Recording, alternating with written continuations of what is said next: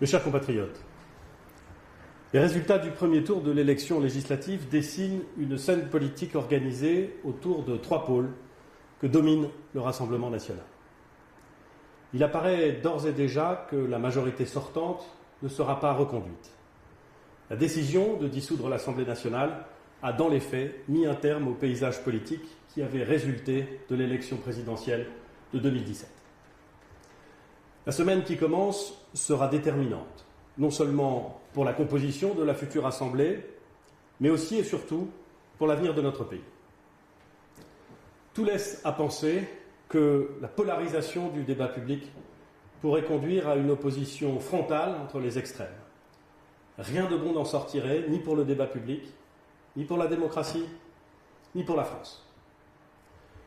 Pour le second tour, j'appelle à voter, bien entendu, pour les candidats Horizon, Renaissance et Modem qui demeurent en lice.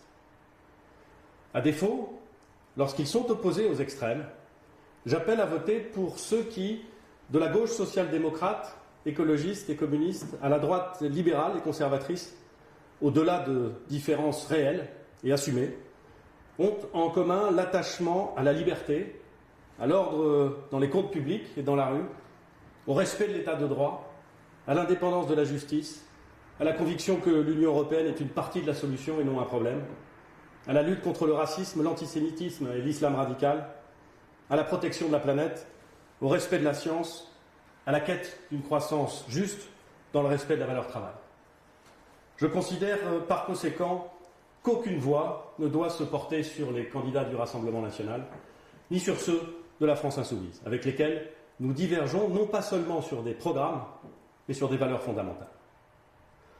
En cohérence avec cette position, je proposerai aux candidats Horizon arrivés troisième, qui pourraient, par leur présence au second tour, sans espoir de victoire, favoriser l'élection d'un candidat des extrêmes, de se retirer au profit des candidats des partis avec lesquels nous partageons les mêmes exigences démocratiques et républicaines. Notre pays est plein de ressources. Il sait réagir avant l'abîme, mais a souvent besoin de le voir de près avant de prendre conscience du danger. Nous y sommes. Tout est à reconstruire du côté de la droite et du centre. J'y suis prêt. Vive la République, vive la France.